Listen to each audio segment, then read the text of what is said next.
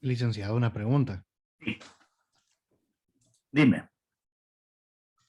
¿Los laboratorios, cuánto es el porcentaje de los laboratorios? Si son, por ejemplo, 8, entonces lo que hacemos ahí es dividir el 50%, es decir, 5 puntos entre 8 evaluaciones, ya sean laboratorios o controles de lectura. Si son 10, de igual manera, vamos a dividir 5 puntos entre los 10. En este caso del primer registro tenemos 8 controles de lectura y entonces dividimos 5 puntos entre 8 controles de lectura y ahí son 5 puntos, más el punto de participación en el foro, ahí tenés, sumas 6, más el 40% que vale el examen parcial, ahí te suma el 10. Ah, ok. Gracias, Lic. Muy bien.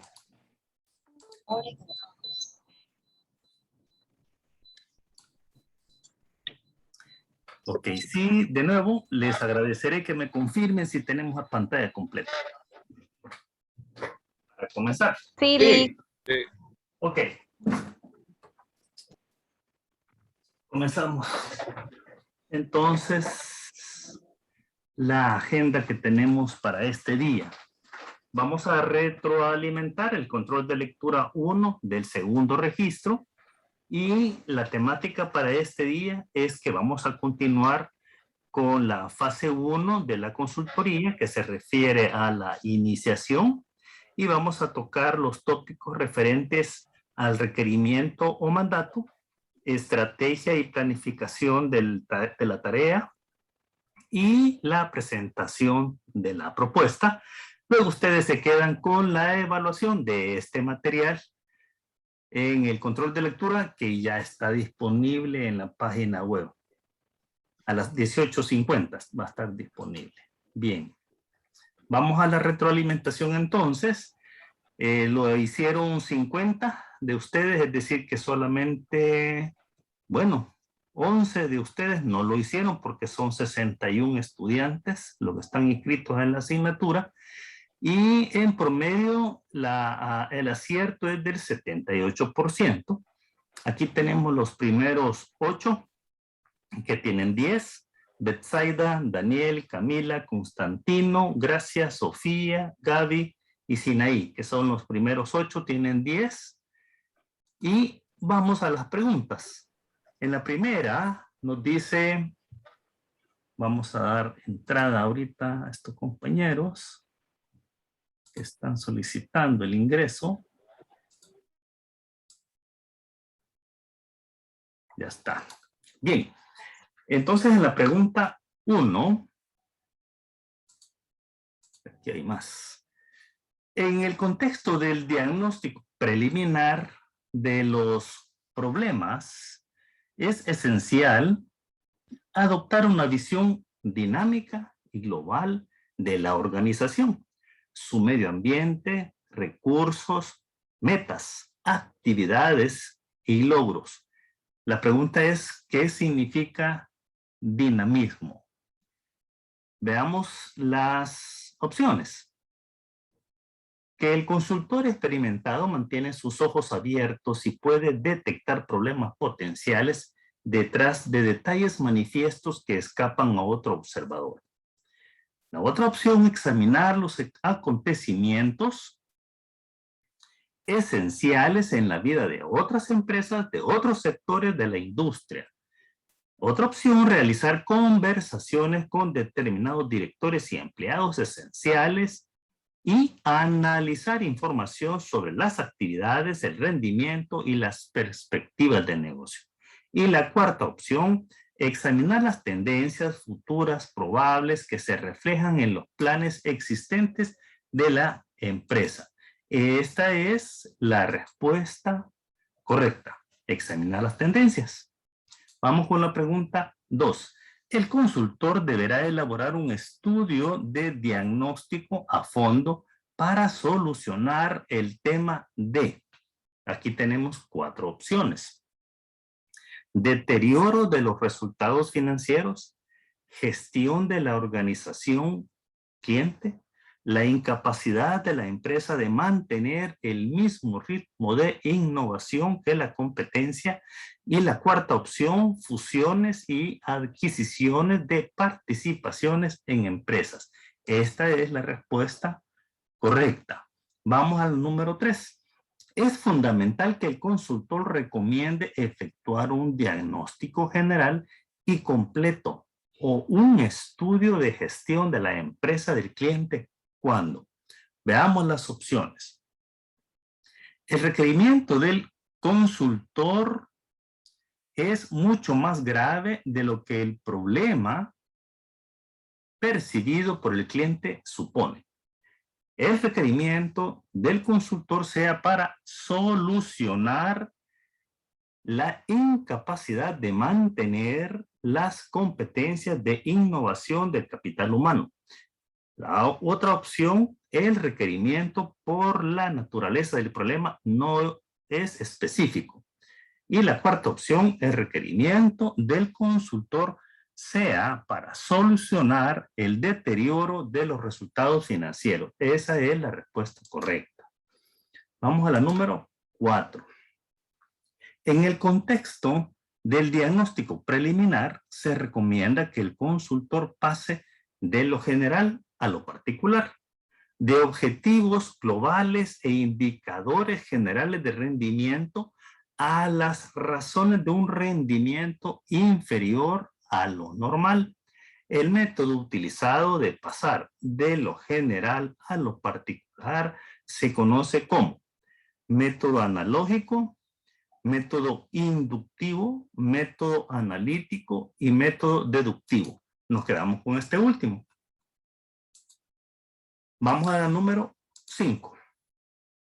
La inestable situación financiera de una empresa puede deberse a problemas en cualquier esfera funcional a estas causas. Tenemos la primera. A la escasez de capital humano, a la baja nómina salarial en relación con la fuerza de trabajo total, a el bajo costo de producción en relación con el alto volumen de los materiales consumidos, y la última opción, a un gasto excesivo en investigaciones improductivas. Nos quedamos con esta última. Pregunta 6. El tiempo dedicado al diagnóstico preliminar del problema es relativamente breve. Por regla general se necesitan de 1 a 5 días, de 1 a 10 días, de 5 a 10 días, de 1 a 4 días. Nos quedamos con esta opción última. Pregunta 7. Un consultor experimentado mantiene sus ojos abiertos y puede detectar problemas potenciales detrás de detalles que escapan a otro observador. Tenemos las opciones: la situación del negocio en el pasado, la nómina salarial en relación con la fuerza de trabajo total, las ventas en relación con los materiales consumidos, o el respeto de las relaciones jerárquicas. Esta es la respuesta. El consultor debe poner atención a este tipo de detalles. Vamos a la pregunta 8. Ayuda al consultor a limitar el estudio preliminar de diagnóstico hacia asuntos de mayor importancia para la empresa. O a la inversa, lo puede persuadir de que, para tener las mayores posibilidades de conseguir los resultados previstos, la investigación debe tener en cuenta todos los aspectos del funcionamiento de la empresa. Entonces, lo que ayuda al consultor es, veamos cuál método es. Tenemos método inductivo, método analítico, método analógico y el método deductivo. Esta es la respuesta correcta, método deductivo. Vamos a la pregunta 9. Consiste en una reunión y análisis rápido de información esencial que se necesita para entender el problema correctamente. Encuadrarlo en el marco más amplio de actividades, logros y otros problemas gerenciales y de dirección existentes o potenciales del cliente y evaluar de manera realista las posibilidades de ayudar al cliente. Veamos las 4 opciones que tenemos. El objetivo del diagnóstico preliminar del problema. El diagnóstico preliminar del problema es la definición limitada del cliente de un problema técnico. La 4ª opción, el alcance del diagnóstico preliminar del problema. Nos quedamos con esta última respuesta. Pregunta 10. El consultor tiene plena conciencia de que cada empresa es especial y deberá ser tratada como tal. No obstante, necesita puntos de referencia que le permitan orientarse en una evaluación preliminar rápida de los aspectos positivos, deficiencias, perspectivas de desarrollo y mejoras deseables. El consultor podrá comparar ¿con qué? Tenemos 4 opciones. Datos de las empresas no son comparables. Los objetivos de las otras empresas de otros sectores de la industria a que pertenece, la ejecución del pasado de otras empresas de otros sectores de la industria a la que pertenece y los propios objetivos y planes de la empresa. Nos quedamos con esa opción. Vamos a la pregunta 11. Implica que el análisis del consultor debe prestar considerable atención a las relaciones y proporciones básicas en la empresa cliente entre los principales procesos, funciones y esferas de actividad respecto a la asignación de recursos humanos y financieros a la comercialización. Tenemos 4 opciones: método analítico, método inductivo, método analógico y el método deductivo. De igual manera que las otras, nos quedamos con el método deductivo. Pregunta 12. El método utilizado de lo general a lo particular, es decir, el deductivo, implica que el análisis del consultor debe prestar considerable atención a las relaciones entre los indicadores principales de rendimiento, eficacia y eficiencia, tales como, tenemos acá las respuestas: la asignación de recursos humanos y financieros a la comercialización. Opción 2, la calidad humana y capital humano, las ventas en relación con los materiales consumidos y la utilización de los recursos y crecimiento. Nos quedamos con esta última. Lo que ocurre es que como estamos hablando de indicadores de rendimiento, ahí nos está dando la clave: eficacia y eficiencia con crecimiento. Muy bien. Vamos a la pregunta número 13. Consiste en definir y planificar el proyecto de consultoría que produzca, proponer medidas para resolver el problema. Comenzamos con las opciones que nos proporcionan: el diagnóstico preliminar del problema, evaluar el diagnóstico preliminar del problema, el alcance del diagnóstico preliminar del problema y el objetivo del diagnóstico preliminar del problema. Nos quedamos con esta última opción como respuesta. Muy bien. Finalizamos entonces la retroalimentación. Si no hay preguntas, nos vamos a trasladar a la clase que nos corresponde este día. Vamos.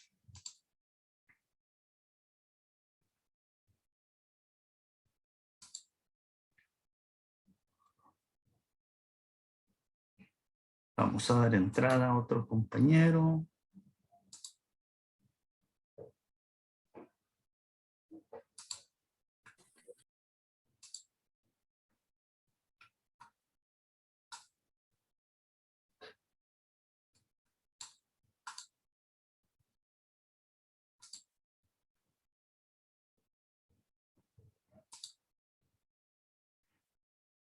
Muy bien. Vamos a proyectarla.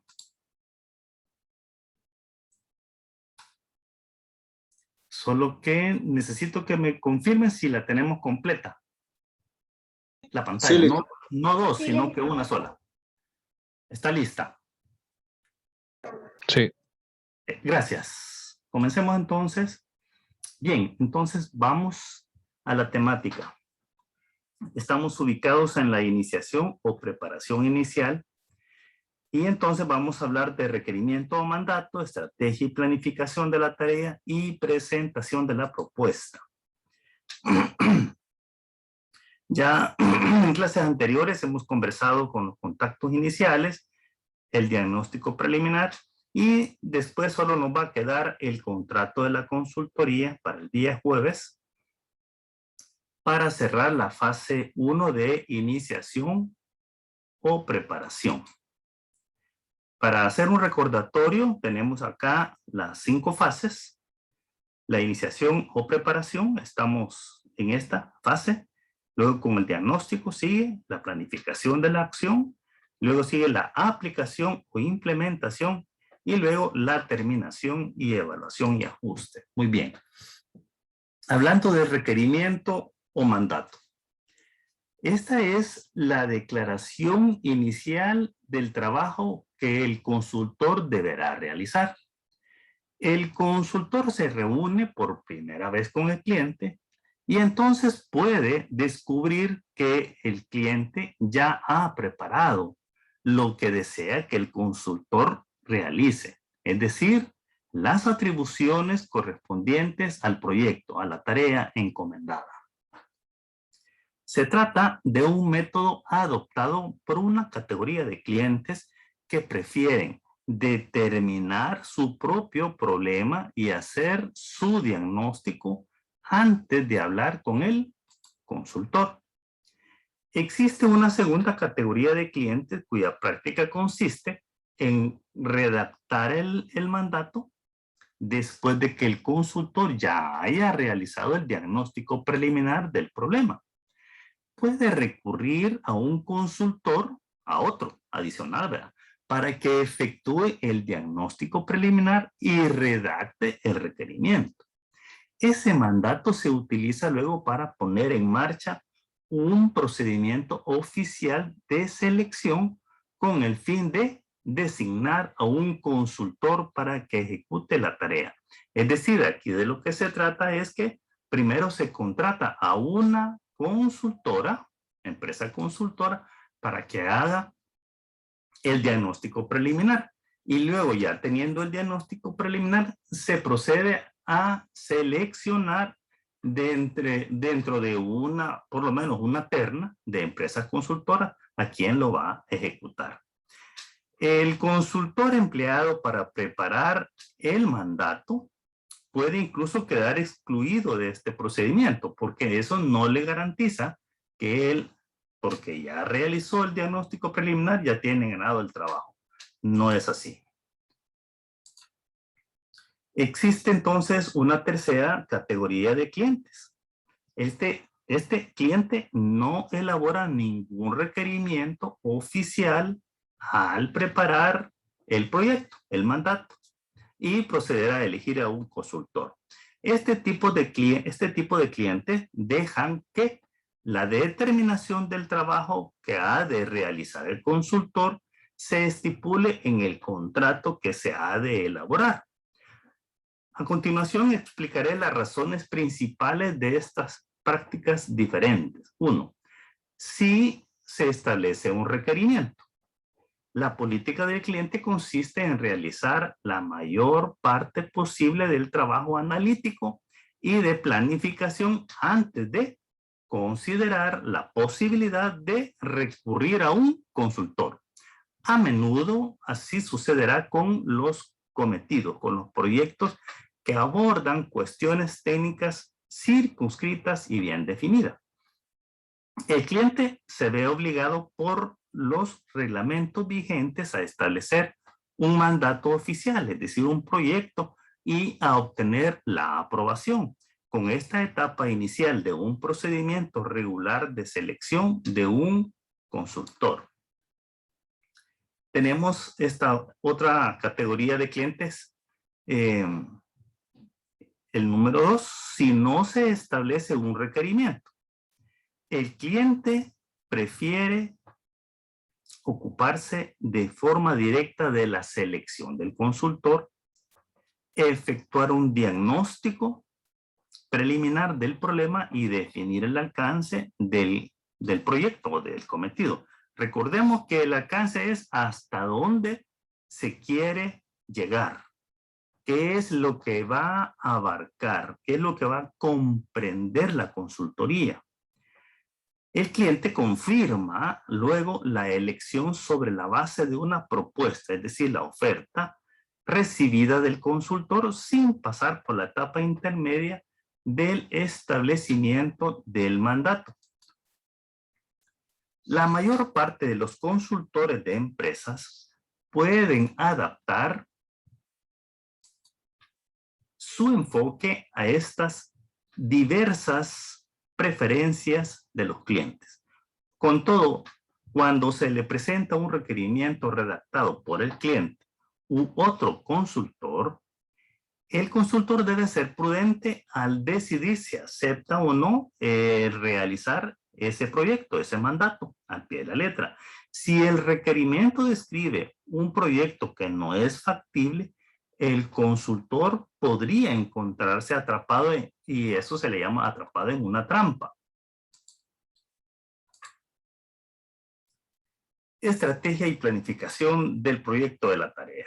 Durante sus contactos iniciales con el cliente y el diagnóstico preliminar del problema, el consultor debe haber reunido y evaluado suficiente información para poder planificar su tarea.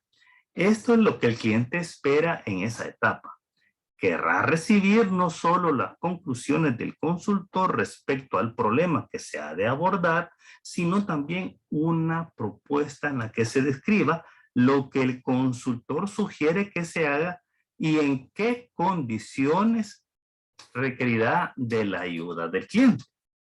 En la práctica, ya sea su primer contacto con el cliente, el consultor viene reflexionando sobre el enfoque que se ha de adoptar, pero no adopta una decisión hasta después de conocer mejor la situación.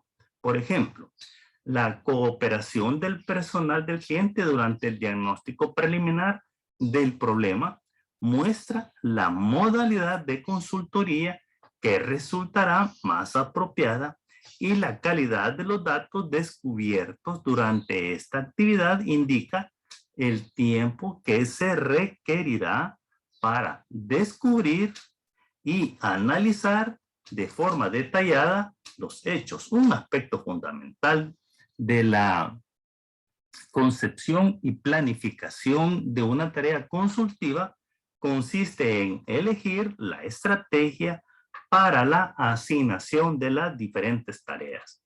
Con esta expresión se pretende indicar los papeles respectivos que han de desempeñar tanto el consultor como el cliente. La modalidad de la consultoría elegida, el ritmo de las actividades y la forma, es decir, la secuencia de los tiempos en que se aplicarán y se van a armonizar las intervenciones y los recursos asignados en el proyecto.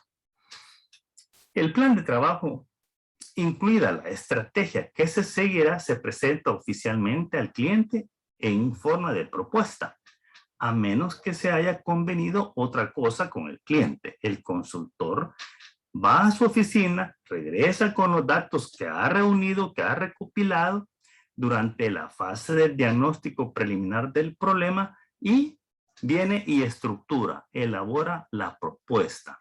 a menudo en colaboración, por supuesto, con otros miembros principales de la empresa consultora. Nunca debe dedicar más tiempo del que el cliente espera. El impulso se puede perder y las relaciones se pueden enfriar. Entonces, si el cliente considera que su problema no recibe suficiente atención, ese es un indicador negativo. Resumen de la identificación del problema. Las conclusiones del diagnóstico preliminar del problema se resumen y el consultor presenta una descripción del problema. Esta puede incluir una comparación con la definición original del problema que se le presentó al cliente. El consultor puede sugerir que esa definición se amplíe o reduzca o referirse a otros problemas que se han descubierto y a la posible evolución que se podría producir mientras se está realizando su tarea. El problema se enmarcará en la forma en que proceda en el contexto más amplio de los objetivos, las tendencias y los recursos del cliente. En el plan de trabajo se describen los objetivos que se han de alcanzar y el tipo de actividades técnicas en que consiste el trabajo. Cuando hablamos de los objetivos, estos son tales como la nueva concepción del sistema de información, la reorganización de las redes de distribución, por ejemplo, o introducción de un nuevo programa de formación del personal. Siempre que sea posible, los objetivos se deben presentar como medidas de rendimiento en forma cuantificada, donde se describan los beneficios que obtendrá el cliente si el proyecto se completa con éxito. Ojo con esto, no se deben describir de forma cualitativa, sino de forma cuantitativa. Se formulan observaciones sobre los beneficios financieros globales con el fin de garantizar que el cliente entiende cuáles son las repercusiones, es decir, los ahorros resultantes de una disminución de las existencias de productos terminados o que se hayan disminuido, por ejemplo. En otras palabras, los beneficios se señalan en la forma que mejor proceda. Por ejemplo, el producto aumentaría de un nivel a otro nivel. Eso se trata de que se explique en el documento. Los beneficios sociales y cualitativos pueden ser difíciles de expresar con cifras. Se describen de la manera más exacta y clara posible y se explican meticulosamente. Se deben evitar las nociones vagas que se presten a muchas interpretaciones. Sin embargo, en esta etapa inicial de la planificación, antes de que se haya realizado una investigación detallada y cierto trabajo sobre propuestas sustitutivas, puede resultar difícil indicar todos los beneficios con una precisión absoluta. Si así sucede, es preferible indicar el orden de la magnitud de los beneficios que se han de alcanzar. Por ejemplo, decir aumento de las ventas en un 20 o un 30%.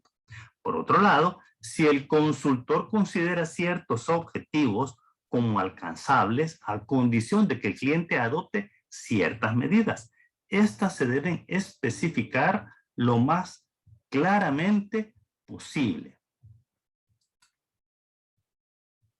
Las etapas en que el proyecto se ha de llevar a cabo se tienen que programar con detalle. En lo esencial, el consultor seguirá la lógica del proceso, pero lo ajustará a la índole del trabajo y a las condiciones y preferencias del cliente. La índole de las actividades del consultor y del cliente se modifican de una fase a otra. Ambas partes deben saber con exactitud qué espera la otra parte en cada fase. En particular, el cliente deseará saber si el proyecto está avanzando hacia sus objetivos finales. Para posibilitar el control, el plan de trabajo deberá describir el resultado de cada fase y definir qué informes se irán presentando al cliente y en qué momento durante la realización de las tareas se van a presentar. Por regla general, el proyecto de la propuesta se describirá en un documento que se somete a la decisión y aprobación, por supuesto, del cliente. Este documento puede tener diferentes nombres: informe sobre el estudio, propuesta técnica, documento de proyecto, plan de proyecto o también propuesta de contrato. Algunos clientes exigen que el consultor presente las propuestas en una forma predeterminada, es decir, le dan un formato. Esto, por supuesto, facilita el estudio por el cliente y su evaluación de las diferentes propuestas recibidas de diversos consultores. El cliente debe quedar impresionado, por supuesto, por la calidad técnica de la propuesta y muy satisfecho con la presentación que se haga en la práctica. ¿Qué debe contener la propuesta? En la mayor parte de los casos, la propuesta debe incluir 4 secciones: sección técnica, sección relativa al personal, sección relativa a los antecedentes del consultor y la sección de condiciones financieras. En lo relacionado con la sección técnica, ahí se describen las conclusiones preliminares del consultor sobre la evaluación del problema, el objetivo que se persigue, el método que se propone adoptar y el programa de trabajo que se deberá seguir.